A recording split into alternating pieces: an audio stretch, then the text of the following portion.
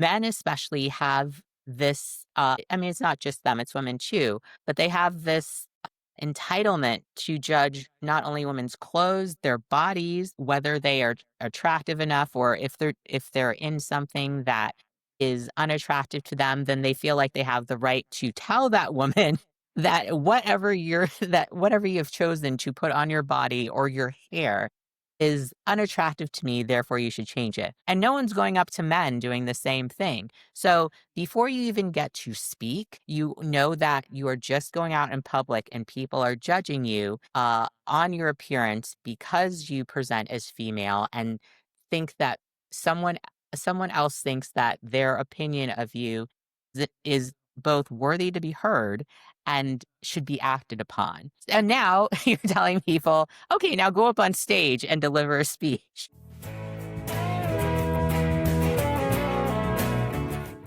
I'm Kandas Rodarte. This is Gratitude Geek, the podcast for micropreneurs building genuine, lasting connection with clients, colleagues, and community. Joining us today is Mahlena-Rae Johnson. She is a speaker, comedian, 6-time author, and self-proclaimed Professor X for Introverted EdTech CEOs. That is a huge mouthful. We are going to talk about stage fright today. Stage fright.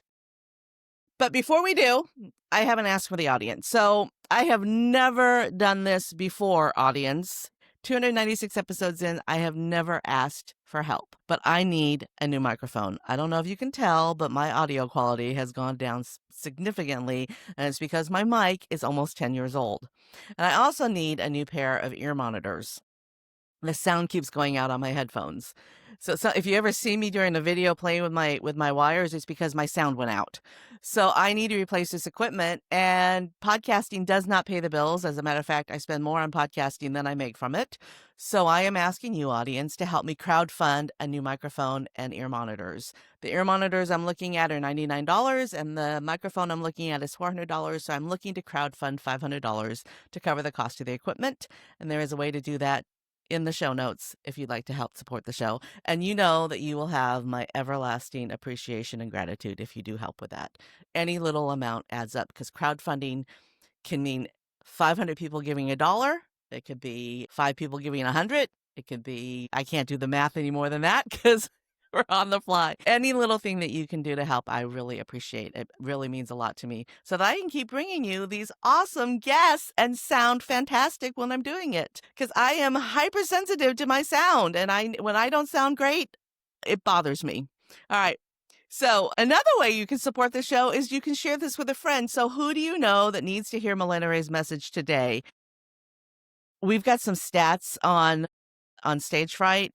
The number of women who actually are going to need to hear this message is a lot more than you think it is. So when we are done, there are going to be people that you know who are going to need this message. So please do share this episode with them. All right, Mahlena, let's dig into you. So holy moly. Okay, first of all, we met. This is about building genuine, lasting connection with clients, colleagues, and community. So I always share how I met my guest. And we actually met through the Feminist Podcasters Collective Pitch Fest. Do you want to talk about that for a minute? Share what Pitch Fest Sure. is? So I got an email from Becky Ballencamp months ago. She and her partner for the collective were looking for Black women to be on podcasts. And I couldn't do that pitch that day because I was in Portugal. So I said, tell me about the next one. And so the next email came out and I said, yes, I can do that one. And I did. And I met Kandas and I met many other people, both podcasters and podcast guests, and focused on my ability to talk about networking in pajamas and how I, as an introvert, specifically an INTJ, prefer, after many years of experimentation, to meet people across the world rather than limiting myself to the people in my local area, and building relationships based on things that we have in common, shared values, shared interests. And one of those people that I met probably in 2016 is Becky, who I have never met in person, but have stayed in contact with over the almost 10 years at this point. Wow. So I've only known Becky for maybe 6 months, less than a year. Let me tell you, joining the Feminist Podcasters Collective was the smartest thing that I have done in the last year. in the last 10 years for my podcast. And why is that? Because it's very lonely. Like, I'm one of the only people that I know in my close circle. I'm really glad I joined it. So there'll be a link to the Feminist Podcasters Collective in the show notes, y'all, and also Pitch Fest. It was like speed networking. Every single podcast guest had 2 minutes to convince us that they should be a guest on our show. And Yeah. guess how many people I booked from that fest? There's a lot of great guests. I booked 2. Yes, because it's about finding the right audience message fit. I'm not the right show for a lot of messages, but I am the right show for this message. Let's do some rapid fire icebreaker questions just to get the juices flowing. So, what is scarier, a silent classroom, a live comedy set, or a blank page of paper? Well, now it would be a live comedy set, because I love a piece of paper, both physical and on my computer screen. I have lots of ideas all the time, so if there's something I wanna write down and expound upon it, that's really easy for me, because I have a lot of ways to take things, both nonfiction and fiction. A silent classroom, I would hope the people that I am teaching would be doing the work that I assign them to do, and then we'd reconvene in about 3 minutes for everyone to share. A live comedy set is definitely more of a challenge for me now, as I did stand-up comedy at 2 different points in my life, including the first year of the pandemic. There was a time when I started back in 2010 when I was like, "Yes, comedy. There's some that are for me and some that aren't, and that's great." And now my favorite comedians are really, um, uh, not only looking for ways to add to their sources of income, but also speaking out on atrocities. So it's more complicated than just saying comedy is comedy, because it's not. Comedy is subjective. Also, I'm someone who discovered really quickly that I like writing comedy more than I like getting laughs. So for successful comedians, they love getting laughed at from the audience. Like, that's what fuels them. But for me, it's coming up with clever things and not talking about the same thing over and over, because I like exploring new topics, but I don't necessarily need the approval of a room of people in the way that other people need that. How interesting. But I can see that. SNL probably has more writers than they have comedians on the show. It's the writers who make it happen. Yes, I mean, yes, you need people to bring those words to life, but yeah, Yeah. I think there's so much more that I have discovered beyond SNL when I was growing up and got into it in college, but now partially moving to Canada from Los Angeles, exploring different ways that people can express their humor. There's so many different outlets, especially people that I follow on Instagram and on YouTube who repost their videos that they put on TikTok. I see people who are writer performers and people who can collaborate with other people to make stuff funny in ways that I didn't have access to when I was a child or a 20 something. But I'm really excited now to be able to experience people who can put their art out there and I can enjoy it without having to go through all these gatekeepers and approvals of being on a network television show. If Marvel's Professor X had stage fright, how would he use his powers to overcome it? I think the easiest one for me is the original movie versions, which have their own controversy, but I won't get into that. We're talking about Patrick Stewart, first, second, and the third one wasn't that great. But I think that he would he would probably be reluctant to ask for help because he's the one in charge of everyone, and he has this ongoing slash battle with Magneto, and he probably would imply to Magneto that he needed help because he's someone who doesn't have a lot of peers and thinks that he should be able to do it himself. And he seems like someone who would need the help, would have people willing to help him, but would figure out how to get through it himself because he doesn't want to burden other people with the things that he needs help with. How interesting. Asking your arch nemesis, but also his best friend. I Well, mean, yeah, he's one of the this only people that can relate to him, and I think that it it's the way that the X-Men were created in this era and reflection of civil rights, although the characters are like, "Okay, why don't you just put people that are various colors who are going through their own thing into this comic?" But no, whatever. The thing that happens as you start leading people and getting up the ladder is there are fewer people who are like you if you're part of a marginalized community, which is most people. So he doesn't really I mean, there's only so many mutants in the world. There's only so many people who are leading other mutants, and the only other person who he really knows there might be other people in the universe that are leading other mutant groups, but this is the person he knows, so this is the person that he can trust, not with, world domination, but with at least his feelings of overwhelm at being the person that everyone comes to, and they can relate to that even if they have differences of opinion on what they want their outer worlds to look like. so you have written 6 books. Yes. So Well, I which I have I have published 6 books. you have oh, yeah, well, writing and publish is 2 different things. So you've published 6 books. So which of your 6 books was the hardest for you to release into the universe? First one, because I didn't well, one, I started that in 2006 and created a company to publish it in 2007, which I still have now to do all the other stuff that I do. But it's both a matter of it was my first book. I wanted to write it. I was very much influenced by the stuff that I was watching and reading and otherwise consuming. Uh, and I didn't know what to do.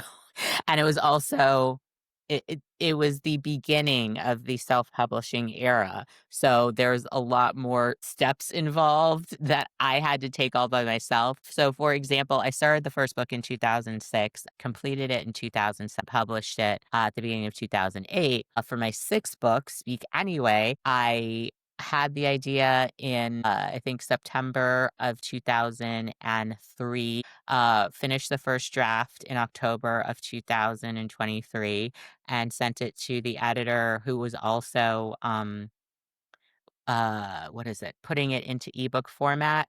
That was completed in December of 2023, and then it was published on Amazon and Google and Barnes and Noble Nook in February of 2024. So it went from a multi-year process to approximately 5 months. The more you do something, the better you get at it. Well, yes, but also the technology was there. Yeah. That was not there almost 20 years ago. It was a lot of figuring out and printing having actual books printed and delivered to my home and figuring out where to store them, and this is just like I decided it was just gonna be an ebook, and it's also available in paperback format now, but I said, "This is what I wanna do." Got someone to design the cover for me, and it was less money and less time because technology has become better and more accessible in self-publishing. Yeah. I actually interviewed my favorite science fiction author about 6 months ago, Joshua Dalzell, and he has self-published every single one of his books in English. The ones that have been translated to other languages are published by publishers, but his and he's written 30 or 40 books, and he self-publishes all of them, and he's huge. So, self-publishing is a lot more accessible, a lot easier, and it's a lot more profitable too. Yes, it is more profitable. It is I am glad that it is an option. As I sent my first book out to the agents that would accept unsolicited submissions, and they all said no, and I said, "Okay, well, I guess I'll do it myself." Let's move on to this conversation about stage fright. Professor Google gave me some statistics. We can take them with a grain of salt because they came from Google. Stat number one: 75% of adults feel stage fright, which means that it's pretty normal.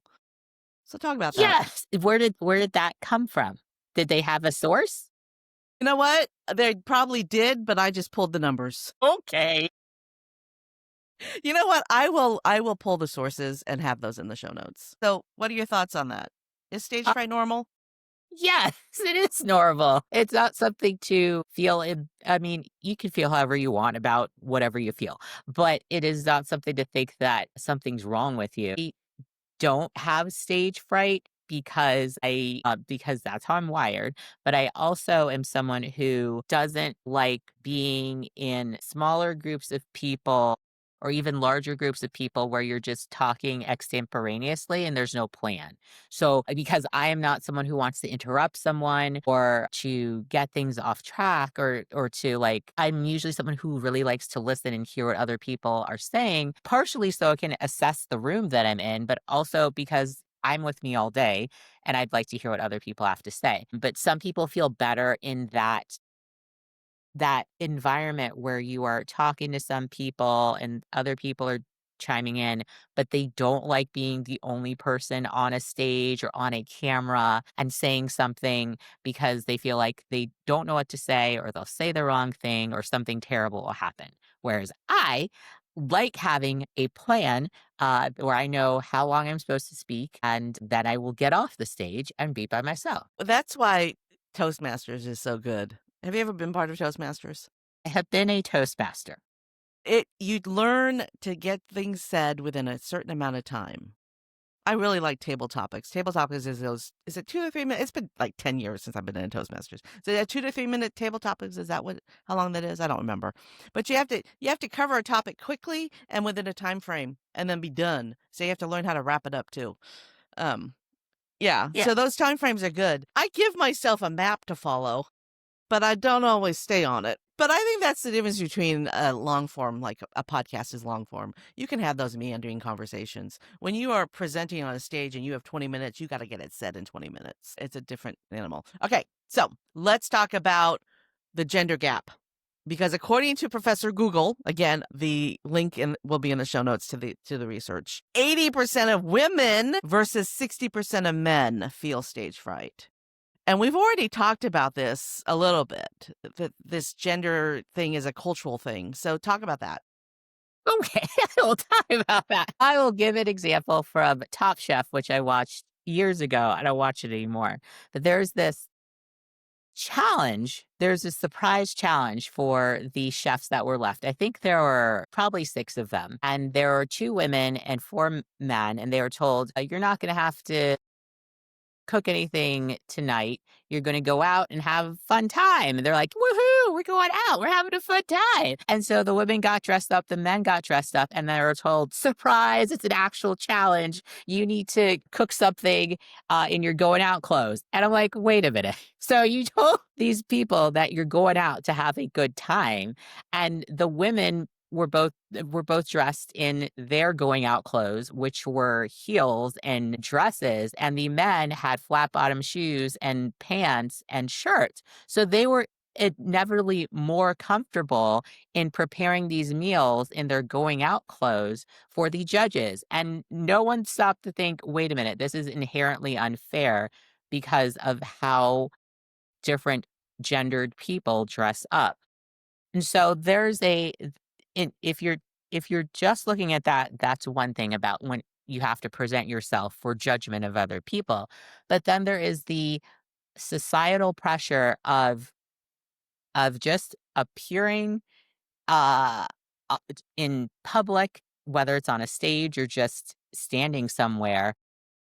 Men especially have this. I mean, it's not just them; it's women too. But they have this entitlement to judge not only women's clothes, their bodies, whether they are attractive enough, or if they're in something that is unattractive to them, then they feel like they have the right to tell that woman that whatever you have chosen to put on your body or your hair is unattractive to me, therefore you should change it. And no one's going up to men doing the same thing. So before you even get to speak, you know that you are just going out in public and people are judging you on your appearance because you present as female and think that someone someone else thinks that their opinion of you is both worthy to be heard and should be acted upon. And now you're telling people, okay, now go up on stage and deliver a speech. So it is very clear why women are afraid more so than men to go up on stage not only to be judged just by who they are and what they look like, but now you have the nerve to say something and have an opinion. So yeah, I could definitely understand that disparity that Professor Google has found. So give some ways that women can step into their power on stage. Well, the thing that I will say that has worked for me, just as a human being on the world, not just necessarily on stage, is that I have body dysmorphia. And it's something I didn't know about or know that I had until about 2016 when I was realizing, oh, this is what applies to me. I see myself as I made a film about it called Troll Under a Bridge, where I see myself as a troll who lives under the bridge even though that's clearly not who I am. I've also been someone who has not been praised for my appearance. I've been praised for my intelligence and my aptitude and emotional intelligence as well. So I've never, well, it's not that I've never felt the need, but as I have always aspired to be age 40 because I knew that by that time, which I've already passed, looks don't matter as much. You're not getting more praise for your looks than you were 20 years ago. So since I don't have that idea that I can aspire to compete with people on looks, I just don't. I'm like, here I am. This is what's coming at you. Appreciate it or don't, but I think you'll like it. And that's a hard thing for people to let go of. One, the idea of what people will think of you and what they think you look like. And also then deciding that what you have to say has value. I used to be someone who didn't speak unless I had something to say, and I still usually don't. But if I'm saying something, and luckily this was supported through my educational career through university and business school, it got a little dicey. But if I said something, I knew that I had something worth saying, and the other people in the room, particularly the teachers, supported that notion. For me, that was very valuable to know that uh, if I'm choosing to say something, then those words have value.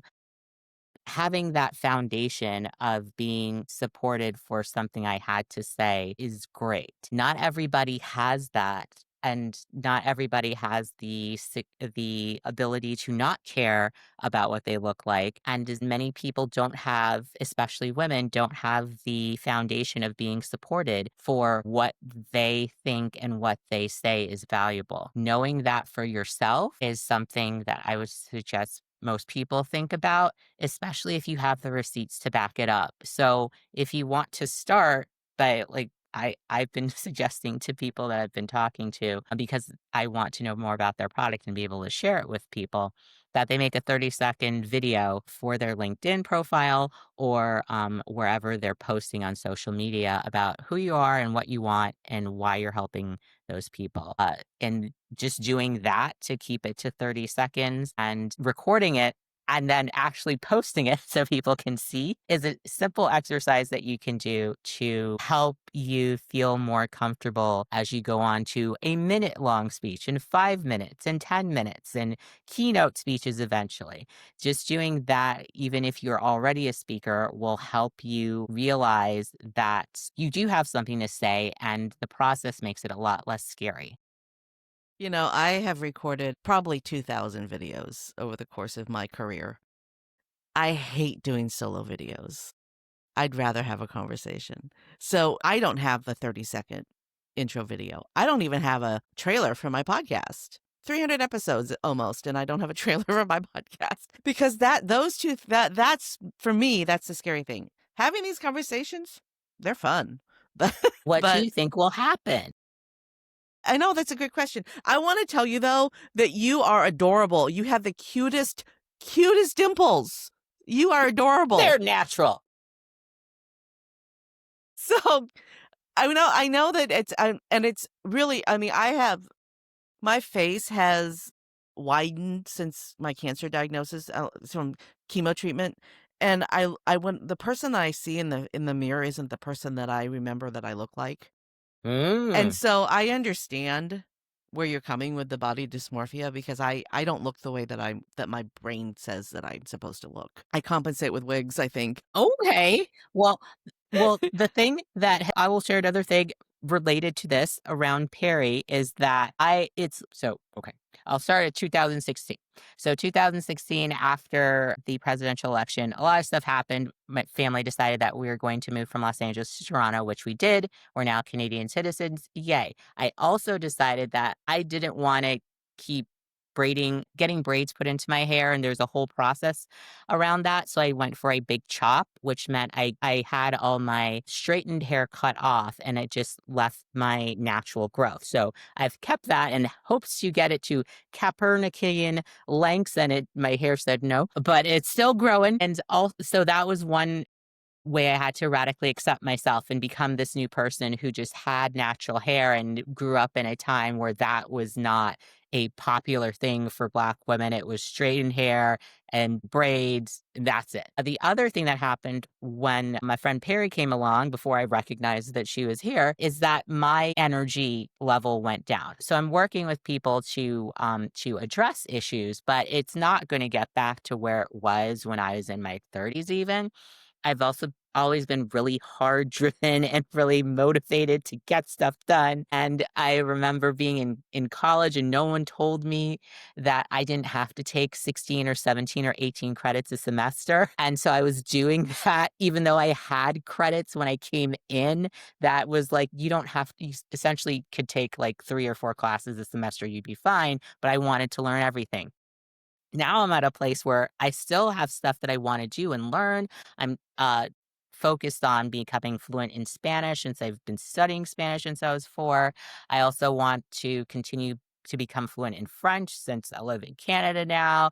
I can't do all of those things anymore. So my body has to accept that I have priorities and I can't do what I used to do, which was not a great idea anyway. And that is in some ways harder than the body dysmorphia. I guess it is a form of body dysmorphia, but the way I look is so much less of a concern of mine, is more than I want to do so much and be the person that I thought I was going to be forever. And that's a change that I'm accepting. Also, the move from Los Angeles to Toronto, that we got rid of most of our stuff. So the minimalism in both our home and my life means that we appreciate the stuff we have instead of lamenting over the stuff that we don't.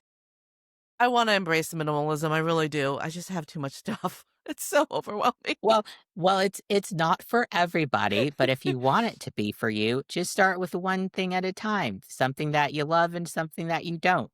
And then Yeah. say goodbye to the thing that no longer serves you, like Marie Kondo suggests. I do appreciate the do I love this? If I don't love this, let it go. Okay, so we've been talking about our bodies. So let's talk about the physical effects that our bodies have when we're undergoing stage fright. The best way anyone ever handled this. So I want you to address the side effects, the way that our bodies show that or what's the word I'm looking for? I'm having trouble with with my words today. The way that stage fright Physically physically manifest? manifests in our bodies. Thank you very much. When I do have stage fright, which isn't very often because I'm really comfortable on stage. I'm more comfortable speaking on stage than I am speaking in small groups. Like one-on-one is hard for me, but on stage is fine. But when I do get stage fright, it manifests as No, okay. I saw a woman speak on a stage once. She goes, I have been so nervous. Imodium has been my friend this week because she was going to be speaking on stage. And because she started her speech that way and everybody started laughing, we all got comfortable, right? She got more comfortable because everyone was laughing and she nailed it. She knocked it out of the park with her speech. So talk about that. It helps to know who you are in a situation. If you haven't done a lot of speeches or you haven't had a lot of presentations to do, it's harder to anticipate what you will experience. So let's say that you're starting completely fresh. Let's say you're a CFO and you need to present the financial status of your company to the board, and you haven't done that before because you were director or VP and other people had to do it. So it helps to practice in front of people that you trust. Practice by yourself first. You can record yourself to see what you're actually doing during the presentation. That will help you.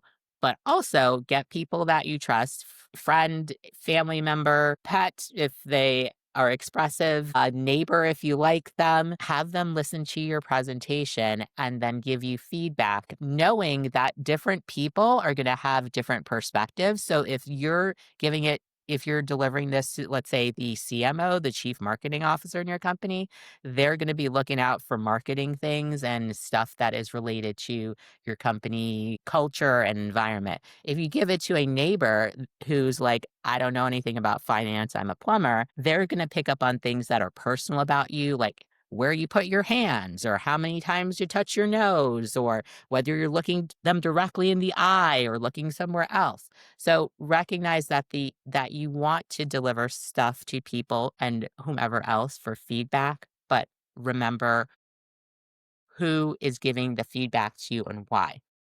So if you have already had experience giving that presentation, and also once you've delivered it to someone, think about how you're feeling inside before, during, and after. And once you've identified things that are a problem or working for you, then make a plan for before, during, and after your presentation. So I actually talk about this in my book. There's relax, relate, release. So relax is the initial part when you're preparing to give the speech, make sure that you get all the points you want to say and the time allotted and speaking to whom. Research the people that you're delivering the speech to so you have some way to connect with them. Then relate during the presentation. Don't focus on you, focus on making sure that you are communicating with the people listening. So this isn't supposed to be a diatribe, it's supposed to be a conversation. The other people probably won't have anything to say unless you include that in like audience participation, but recognize you're communicating, not being didactic. And then release is you've given the presentation, know that it's done. You're going to have some interaction afterwards if there's Q&A, but make sure that you have a place to go after the presentation so that you can recover.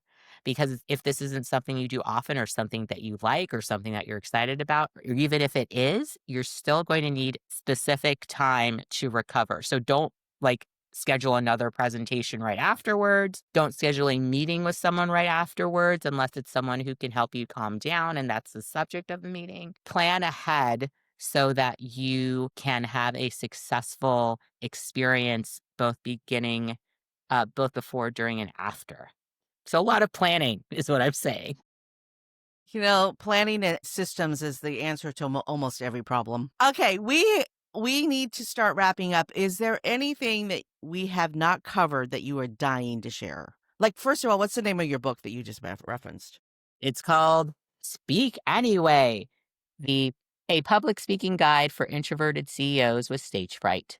And it's short, and it's my sixth book. It's essentially a how-to book about how to put together a presentation before, during, and after. There's also a narrative component about a CEO named Jordan, whose CMO, the chief marketing officer, has a wife who is about to give birth to twins early. So Jordan has to take over the keynote speech at an EdTech conference. And she goes through essentially 5 stages of grief, just denial, and eventually to acceptance. She gives the speech. She forgets her place during the speech and just is honest with the audience about what is happening. And it goes really successfully. And her friend said, "Did you get my email?" And the email was about working with me to help her make her speech better. A lot of folks don't like it when there are parables in business books, but I think they work. Like who moved my Yeah, cheese? yeah. I think they work because storytelling is a much better way to learn. People learn better. You learn lessons from movies and videos way better than you learn a lesson if you try to read it or you're given a checklist, right? But that's just my thought. Okay. Is there anything else? That was my question. So is there anything else that we have to cover because you just need to talk about it? If people want to connect with me, they can do so on LinkedIn. It's linkedin.com/in/Mahlena. And if you just put the first part of my first name, Mahlena, into Google, you'll find everything about me. So if anyone has any more questions, then you can find me on your preferred platform. You and I have something in common. We can go by our first names. If you put Kandas into Google, you can most likely you'll find there is a song called Kandas that's in Malaysian, and because Kandas is a city. And so this song is about a city in Malaysia. And Kandas is also a language, but then there's me. Okay. So I am in the top 10 search results if you just put in Candace. That's the advantage of having a unique name, right? Okay, you also wrote a science fiction book called Ellie's, and Yes.